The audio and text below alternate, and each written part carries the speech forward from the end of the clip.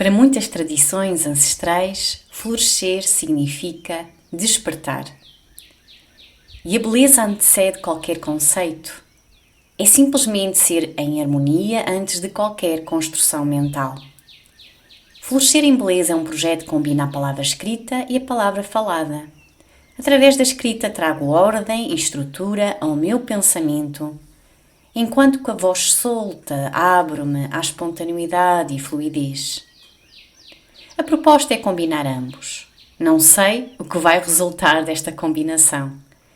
Conto contigo para decidir se é para continuar. Eu sou Ana Taboada, mulher alquímica, esposa, guardiã de saberes ancestrais, professora, amante das partilhas autênticas, escritas ou faladas, sustentadora de espaços para a alquimia, aquela que abre caminhos e mentes para novas visões e formas de viver, sonhadora, especialista em limpeza e reprogramação do inconsciente. Florescer em Beleza é um lugar de partilha e debate para uma variedade de tópicos dentro da espiritualidade enraizada.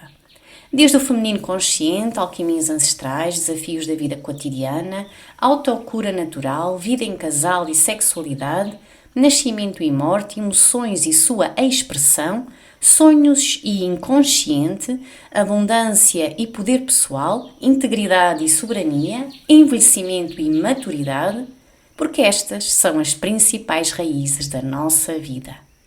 Não só para incentivar o pensamento criativo e crítico, mas também para promover o crescer e florescer em beleza. Se as minhas palavras te inspiram e acendem a chama, comenta, partilha e junta-te a mim nesta jornada. Acompanha o meu trabalho no meu website, Instagram e canal de YouTube. Subscreve a newsletter e aproveita as ofertas gratuitas em www.anataboada.com, incluindo 2 meditações dentro da loja. Grata por estares aqui. Olá, linda comunidade! Os dias encurtam, o calor não é tórrido, mas ainda assim a temperatura ainda está quente, enquanto que as noites já são mais frias e longas. A chuva ainda não apareceu e seria uma bênção nesta altura. Eu recordo-me há um ano de ter chovido bastante durante uma semana. No entanto, este ano, apesar de ter sido uma primavera bastante molhada, o verão está a ser longo sem chuva. O poço, aqui na quinta, ainda tem água, o que permite ir regando as árvores de fruto mais necessitadas. E o furo, que alimenta a casa e ajuda a regar as plantas do jardim mais próximo, à volta da casa, também não nos deixa mal. Mas dá muito prazer todos os dias regar um pouco as lindas rosas que ainda florescem e me fazem sorrir. Amarelas, rosas, vermelhas, brancas e umas de cores mistas fazem-me brilhar desde todo o meu ser. Já a roseira de Santa Teresinha, por este ano, faz uma pausa. E ela é enorme, aliás, temos 2. Ambas são lindíssimas. Este ano o meu amado Christophe resolveu limpar e cuidar de tantas roseiras que não estavam no seu melhor e o resultado foi brilhante, não poderia ter sido melhor. Enche o nosso coração. E não só ele se encanta com as rosas, mas também se encanta comigo porque eu vibro com tanta beleza. E não será essa a função do feminino? Brilhar para encantar, tal como a rosa? A rosa entrou na minha vida desde cedo. Sempre me senti encantada por esta flor. Recordo-me num período da minha adolescência de um rapaz que gostava muito de mim e me dava rosas vermelhas todas as semanas. E é interessante porque, de facto, os homens da minha vida sempre gostaram muito de me oferecer rosas, mesmo sem eu expressar que gostava de rosas.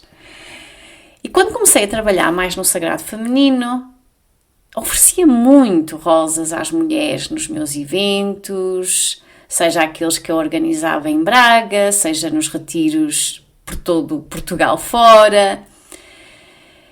Mas quando fui viver para a Suíça, foi quando eu comecei a ganhar mais intimidade com a rosa, com o seu verdadeiro significado. Na casa do meu marido já existia uma enorme roseira, que é a roseira da compaixão. E essa roseira é tão grande que parece uma árvore, com rosas enormes. Normalmente florescem 2 vezes por ano. Mas também temos outros tipos de roseiras no jardim, algumas até selvagens. E eu adorei, amei, apaixonei-me e rendi-me completamente a essas rosas. E os primeiros anos na Suíça não foram nada fáceis. Exigiu aquilo que eu chamo uma travessia no deserto. Entrar no caos e no selvagem para encontrar formas mais autênticas de expressar o meu ser. Em Portugal deixei para trás o meu estudo de yoga, os meus alunos, a minha família, a casa, os amigos, ao mesmo tempo que também deixava a organização e o mestre de Tulku Lobsang. Falo mais sobre este assunto no segundo episódio deste podcast. E talvez o mais difícil foi entregar a minha gata, Amor, ao cuidado da minha irmã. E na Suíça encontrei uma nova língua, que é o alemão suíço, que nunca consegui aprender. Um território completamente desconhecido, inóspito, com muito julgamento e frieza. Era aquilo que eu necessitava. O meu marido, ainda na fase final do seu divórcio, que implicou, infelizmente, guerra entre ele e a ex, e no meio 2 rapazes, 2 filhos, bem no início da adolescência, muito revoltados e a rejeitar toda a situação, incluindo a nova mulher do pai. E nunca tinha imaginado que este seria o cenário de chegada à Suíça. Mas algo pressentia, porque eu inicialmente, quando saí de Portugal, ainda fui viver alguns meses para a França, que fica num sítio muito perto da Basileia. E quando realmente decidimos eu deixar esse lugar e ir então para a Suíça, eu sentia que algo me esperava desafiante. E sem saber, eu desatava a chorar. Eu chorava. Na noite em que já tinha tudo empacotado e que no dia seguinte iríamos fazer a mudança, nessa noite eu chorei. Chorei bastante sem saber porquê. E a vida convidou-me a ficar em pedaços, porque era a única forma de eu desconstruir e quebrar padrões extremamente enraizados, inconscientes, já de muitas vidas e muito transgeracionais. E tão ocultos e inconscientes que alguns deles só recentemente tive total consciência. E já estamos a falar de 7 anos. Certa noite, a rosa entrou no meu sonho e sonhei que o meu corpo se tornava numa rosa. E desde aí eu soube que a rosa estava comigo e vinha-me ajudar na minha jornada de empoderamento, ou naquilo que também podemos chamar a jornada do herói. Herói aqui não como um conceito de salvadora, aquela salvadora do triângulo drama, um dos papéis da consciência da vítima, mas sim o herói como aquele ou aquela que vai à aventura para se encontrar. A jornada do herói é um conceito de jornada cíclica ou em espiral, retratada por Joseph Campbell, inspirado na psicologia analítica de Carl Jung.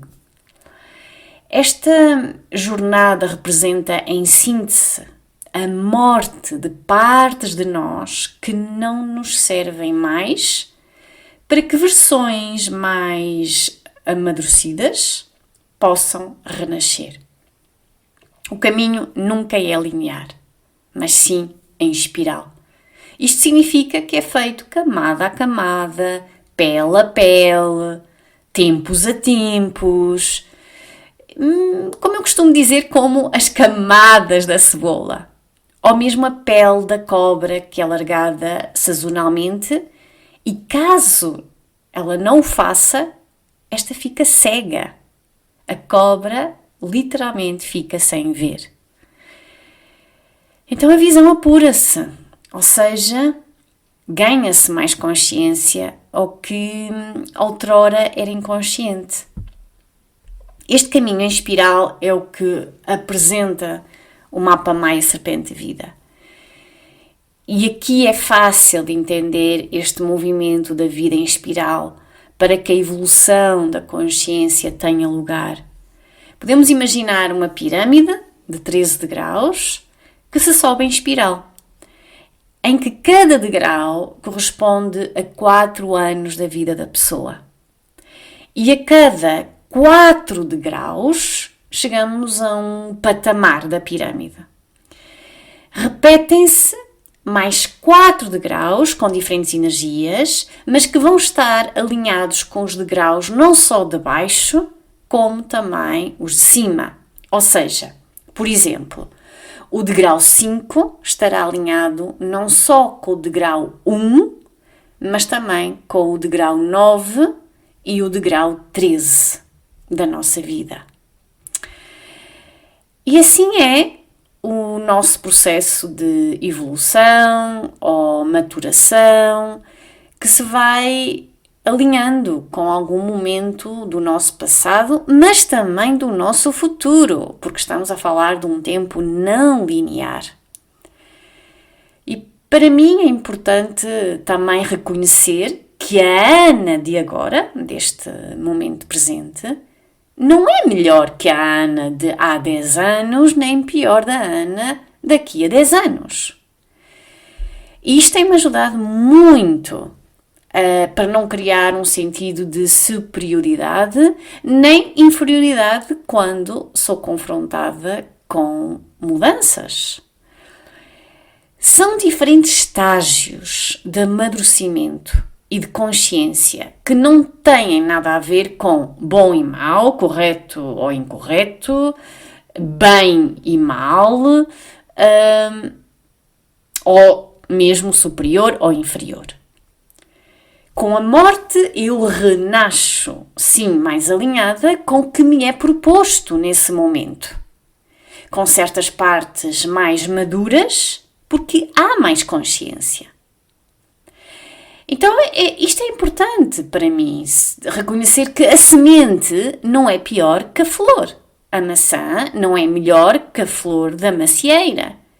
A maçã podre no final da sua vida não é melhor nem pior que qualquer outro estágio da sua vida e muito menos é o seu fim.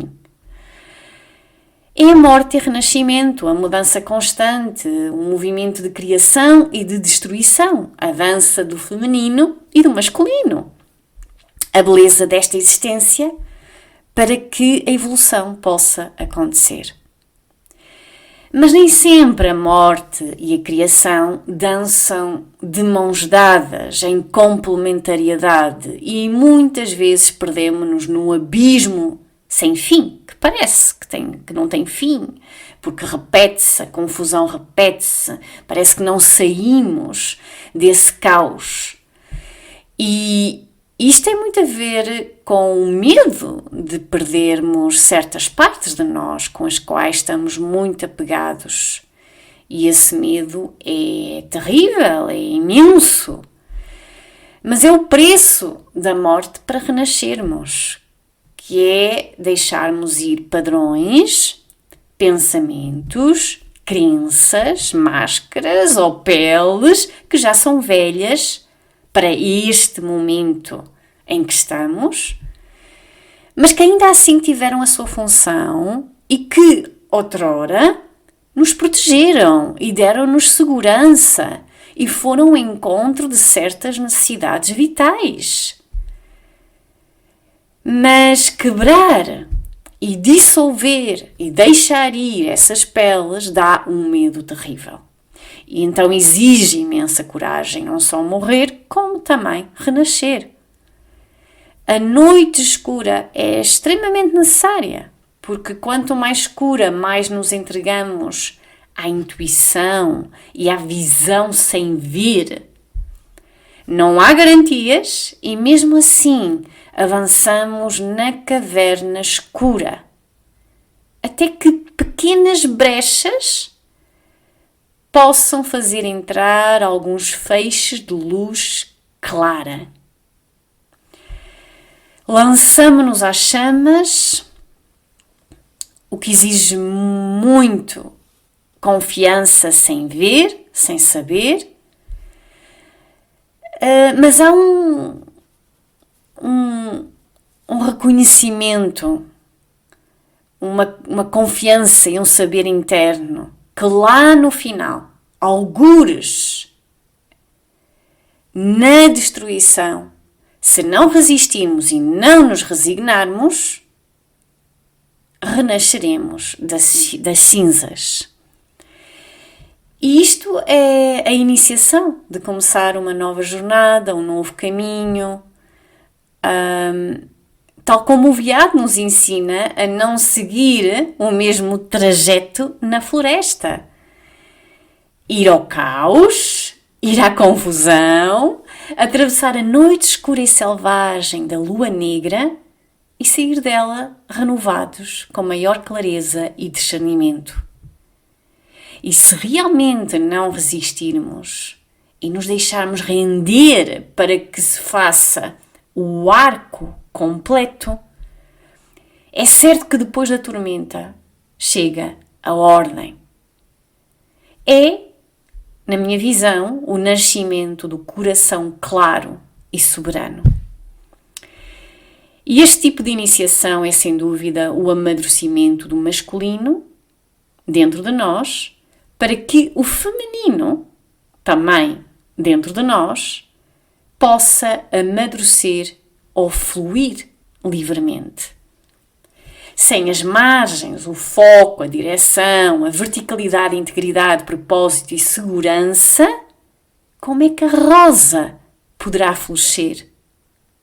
Antes de ser botão, a rosa cresce com propósito e foco em direção à soberania do sol e, através da sua verticalidade, aprende a ser íntegra à sua verdade. A sustentação do seu caule e das folhas, assim também, e não menos importante, os seus espinhos, fronteiras, dão-lhe segurança para saber quando é para expandir e quando é para recolher, quando abrir e quando fechar. E assim torna-se mais natural esta capacidade de discernir quando dizer não e quando dizer sim, com flexibilidade, e nessa segurança finalmente pode relaxar para o botão rosa florescer em plenitude e em beleza. A rosa é tudo isto e muito, mas muito mais. Símbolo da união sagrada do masculino e do feminino, para que o despertar florescer aconteça, tenha lugar. É uma medicina preciosa, seja na forma de infusão, tintura, óleos essenciais, banhos de pétalas de rosa, e mesmo quando combinada com a medicina do cacau, é ainda potenciada, porque o cacau, que é o sangue da terra, é um excelente veículo de alquimia e potencia as medicinas que ele transporta. E E além disso, eles também se complementam. Ambos falam da alquimia do coração, da alquimia emocional, de poder interno, de soberania, etc.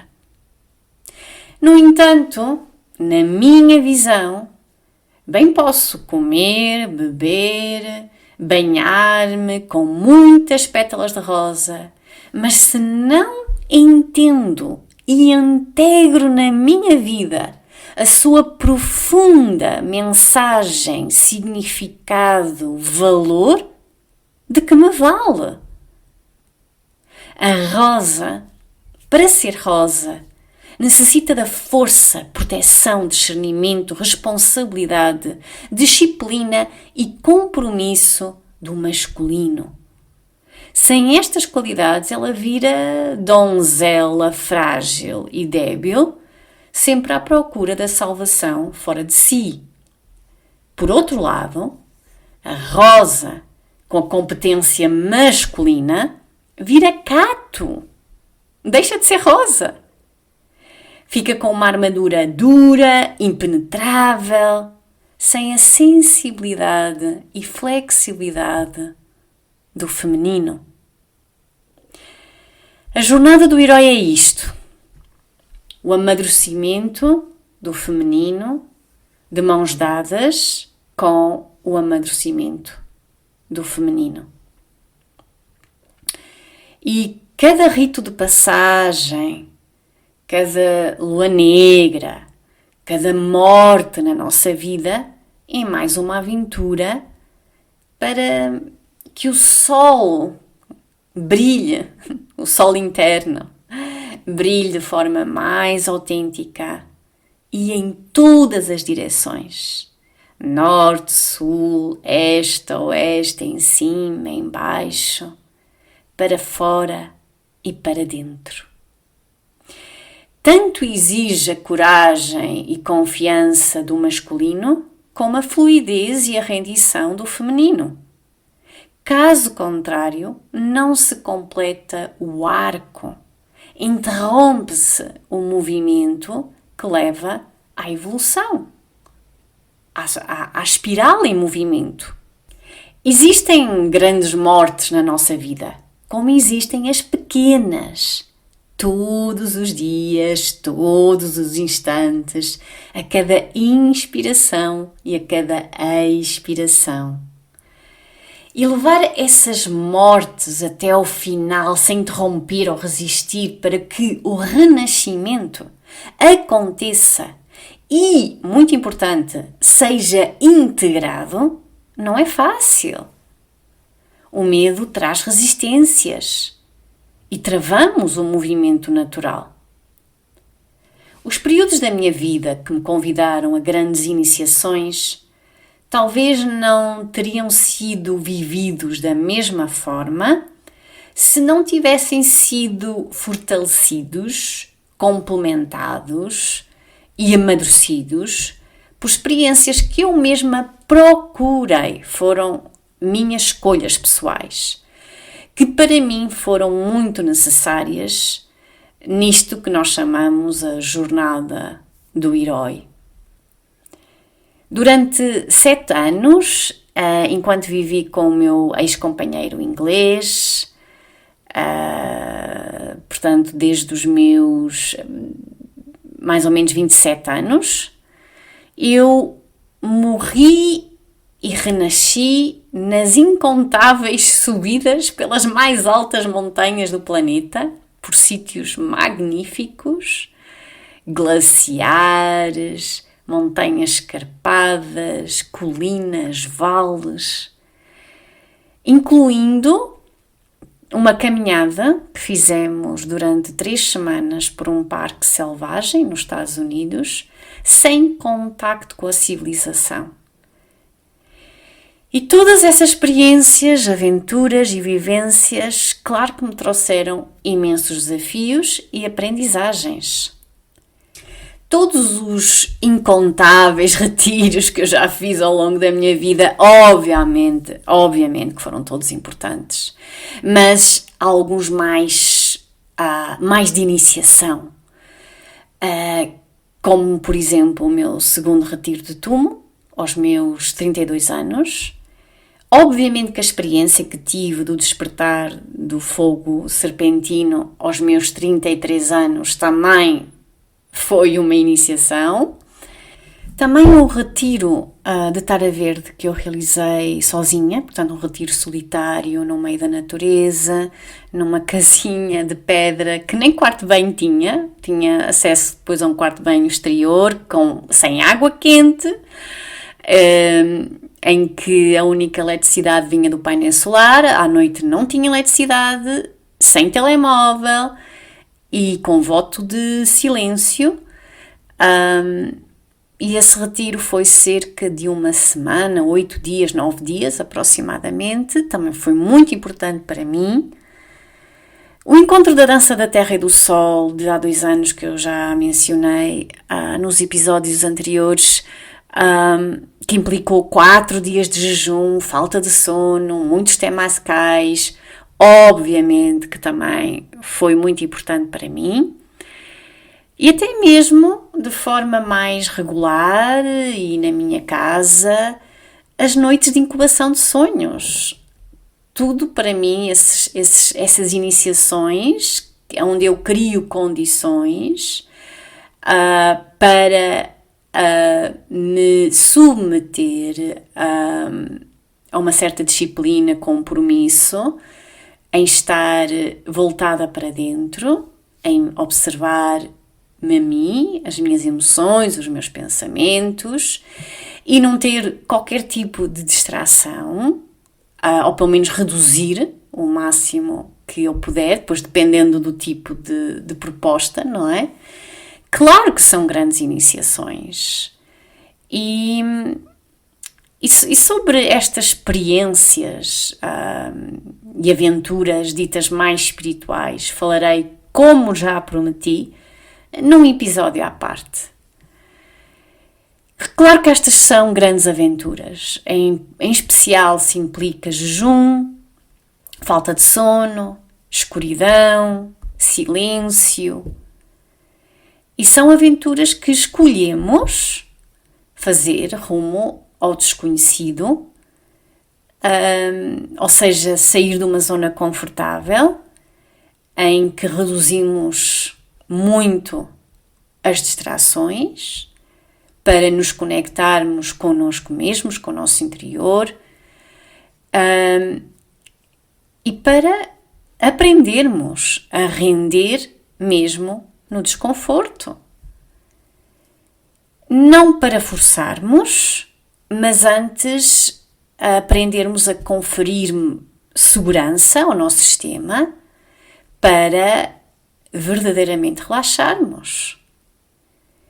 E se soubermos integrar na nossa vida o que trazemos dessas aventuras, toda essa informação, ou conhecimento precioso, ou qualidades, se forem bem integradas, elas cristalizam-se em pérolas de sabedoria. Esse processo de cristalização, destilação, é algo que requer tempo. E isso é o que permite a total integração. E integrar na nossa vida o que nós trazemos dessas aventuras não é de todo fácil. E a ideia não é estarmos constantemente a procurarmos a aventura para obtermos mais experiências, mas sim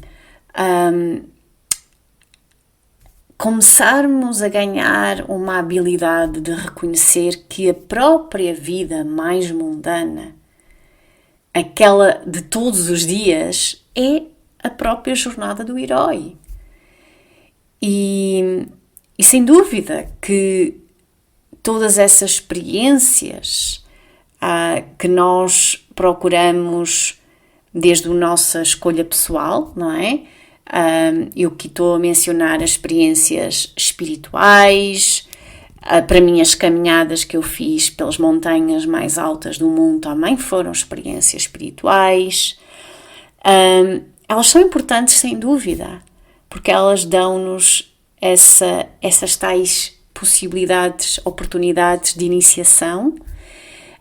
E o que trazemos, como eu já disse, mas reforço, é depois destilado e cristalizado com a integração no nosso dia a dia.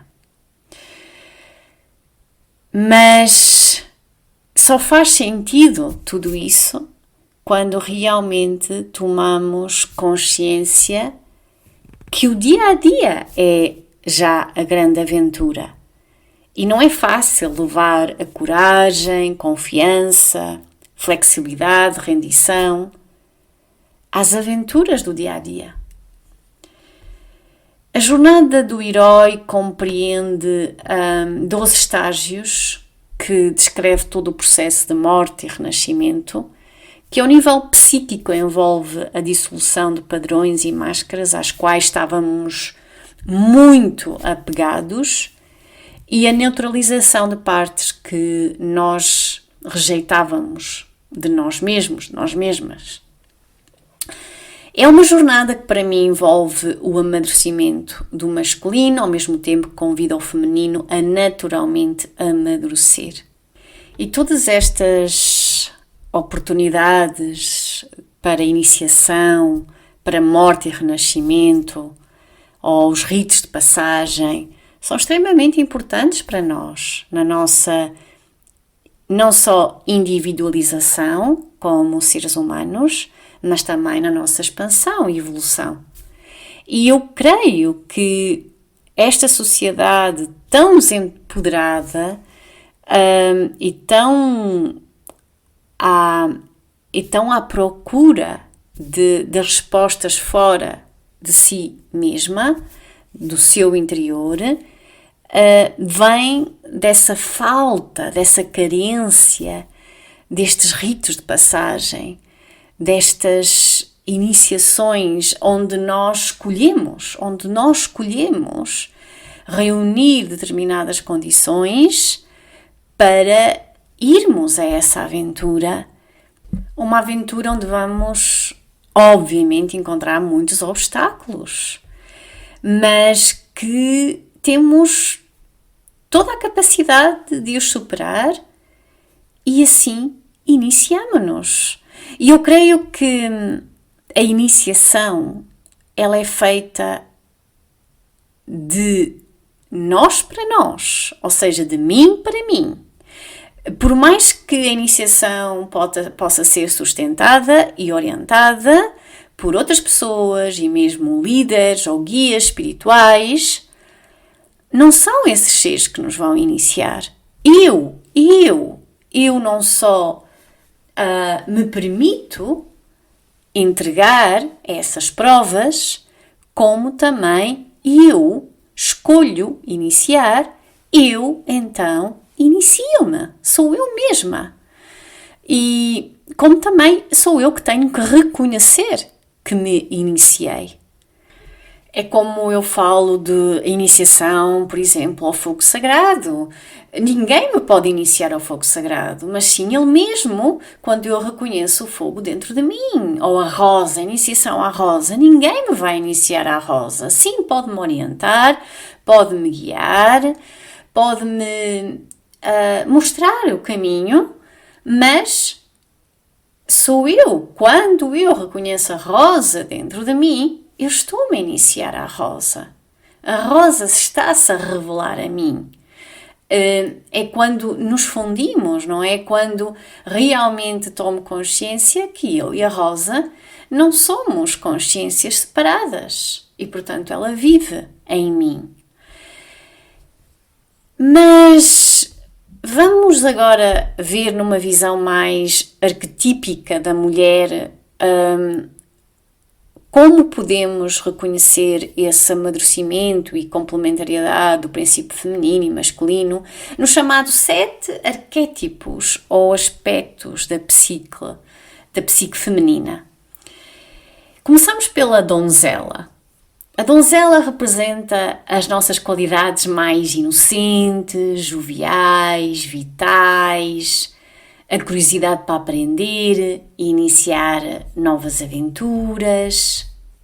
E estas são as suas qualidades, a sua sabedoria. Quando falamos da sombra, neste arquétipo da donzela, é quando há falta de amadurecimento para satisfazermos as nossas necessidades mais vitais e caímos na ilusão que é o outro ou o exterior que nos preenche. Isto, obviamente, que se vai refletir nas nossas relações, seja relação com outros seres humanos ou relação com animais, comida, roupa, dinheiro, etc. E entramos facilmente no apego e na codependência, onde perdemos muita, mas muita energia. Porque nos falta um masculino interno maduro para nos conferir um contentor seguro e de confiança que é necessário para podermos relaxar na nossa energia, sem adrenarmos. Porque só assim, então, é que a energia pode fluir livremente. Depois, o segundo arquétipo é a amante. E a amante, na sua sabedoria, ajuda-nos a abraçar a nossa sensualidade, paixão, os nossos desejos mais profundos e a profundidade emocional para enriquecer as nossas conexões pessoais e a autoaceitação. Já a sombra deste arquétipo leva-nos a protegermos-nos numa carcaça de vergonha e de culpa que nos impedem que a energia criativa e vital flua. Há, portanto, muita rejeição e raiva e ressentimento e frustração que bloqueia o ciclo da criação e da manifestação. Falta-nos a segurança do masculino interno maduro para confiarmos e relaxarmos, como também a inspiração de outras mulheres que nos ajudem a nos dar permissão para irmos mais além, para irmos ao tabu, para irmos a este lugar de nós mesmas que nós rejeitamos e que guardam imensa energia vital e criativa. O terceiro arquétipo é a mulher caçadora, que nos confere muitas competências masculinas, como o foco mental, autonomia, disciplina, compromisso e responsabilidade, para caminharmos com direção e determinação rumo ao nosso propósito, protegendo e sendo íntegras às nossas fronteiras. A sombra deste arquétipo leva-nos a competências masculinas não maduras, como a rigidez, o controle, a competição e a constante ênfase na produtividade e no modo fazer. As fronteiras tornam-se muralhas tanques, onde a energia feminina não pode fluir. E avançamos para o arquétipo da mãe, que abraça o cuidado, a nutrição, a criação, mergulhando nas qualidades inatas de dar a vida e de suster ideias e relações. A sombra é a mãe boazinha, ou a mártir, que dá a partir de um cálice vazio. Coloca os outros em primeiro lugar, não realizando que ao fazê-lo está a amar e a cuidar a partir de um lugar de medo e projeção. Ela não sabe que, de forma inconsciente, obviamente, dá para receber. Porque está também aqui questões de merecimento que a impedem de sentir-se merecedora de receber. E obviamente que aquilo que ela sente que é amor puro não é nada mais que um amor extremamente condicional. Então falta-lhe o pai interno responsável que se faça presente para reconhecer e satisfazer as suas necessidades vitais, para que possa nutrir o exterior, o outro, desde um cálice cheio. E outro arquétipo é a mulher selvagem, a que nos ajuda a conectar com a natureza não domesticável, a natureza mais instintiva. Encoraja-nos a viver com autenticidade e ousadia, audácia. A vida é uma aventura e o seu único GPS é o seu próprio instinto, é um GPS interno. A sombra deste arquétipo é cairmos constantemente no caos e na desordem se não há a integridade e sustentação ou esse contentor seguro do masculino maduro. E neste caso o instinto passa a ser substituído por um reflexo impulsivo que vem das nossas feridas, mas que nós achamos que é o nosso instinto. Já o arquétipo da rainha traz-nos a capacidade de sermos líderes com integridade e soberania, com um coração claro, soberano, com confiança, sensibilidade, responsabilidade e compaixão, autoridade e graciosidade. Não só nas nossas vidas mais pessoais, mas também na vida profissional. A sombra é o controlo, manipulação, competição, assim como a incapacidade de sermos o pilar da nossa própria vida. E neste caso, o empoderamento passa a ser sinónimo de estratégias inconscientes de controlo governadas pela consciência da vítima, não é? Que tanto pode ser a vítima clássica, a salvadora, como a vilã. Isto com o tempo, obviamente que vai gerar ou vai gerando muito desencantamento e o feminino murcha. Aliás, muitas vezes usamos a coroa da rainha, a acharmos que somos rainhas, mas de facto estamos a usar a coroa da vilã. E por fim, chegamos ao arquétipo da mulher sábia ou a xamã, que sabe, aprende e sabe enraizar-se na sua pelvis, enquanto verticaliza o masculino maduro para potenciar os seus poderes mais intuitivos. Todos os seus dons vêm de um lugar enraizado, centrado, autêntico.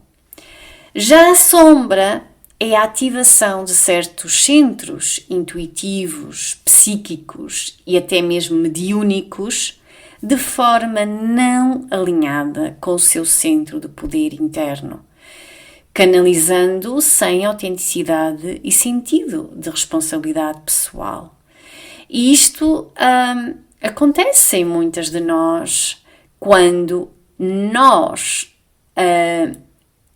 nos separamos do nosso corpo e por isso nos separamos do nosso poder interno e concentramos muita energia nos chakras de cima, enquanto que deixa de circular energia nos chakras de baixo, mais em baixo.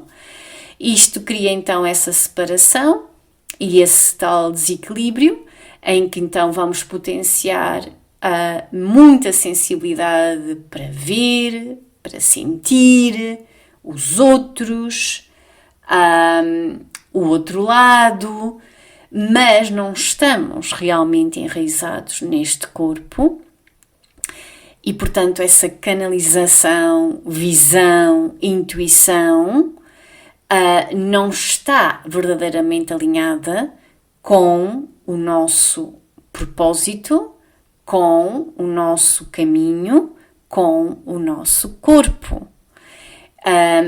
E, ao fazê-lo, estamos a sair do nosso poder pessoal, estamos a retirar o poder pessoal dos outros e a entrar em dinâmicas de poder.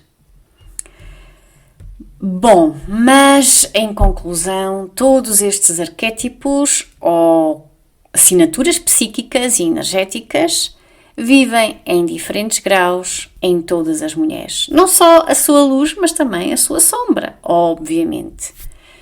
E a ideia não é tanto queremos rejeitar a sombra para viver na luz, mas antes tomar consciência da sombra para podermos sim harmonizar, integrar no nosso ser e assim podermos fazer essa energia fluir e entrar na sabedoria.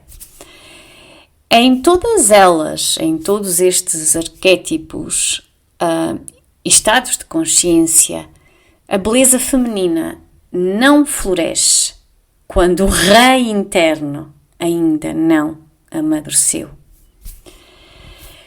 E regressando, para terminar, à rosa, a rainha das flores, encarna soberania e maturidade, representando com beleza e graciosidade a união da polaridade, a união sagrada do feminino e do masculino.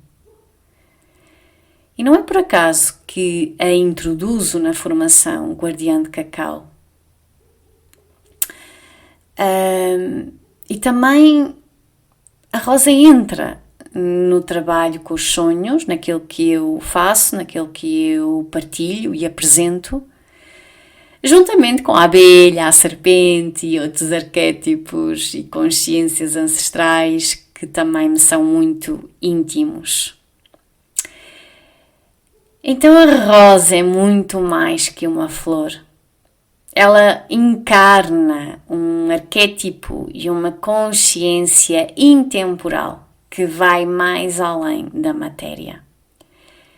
Ela traz-nos a magia das estrelas, da lua, de Vênus, mas também a força e soberania do sol. É a água que purifica e é o fogo que transmuta. E se realmente ativarmos os códigos da rosa dentro de nós, nós vamos aprender a integrar o seu conhecimento e ensinamento na nossa vida. E ela ajuda-nos a como regressar ao poder interno, abraçando as polaridades para amadurecermos em beleza e graciosidade. A rosa é integridade, é discernimento. A rosa é vitalidade, é êxtase. A rosa representa o florescer em beleza. Grata por me ouvires. Se gostarias de comentar, por favor, envia um e-mail para ana@anataboada.com ou comenta diretamente no artigo do blog do meu website. Os teus comentários são importantes e trazem vida ao meu trabalho. Poderão ser temas ou mesmo fazerem parte, respeitando sempre o anonimato, de podcasts futuros. Com gratidão e amor. Até breve.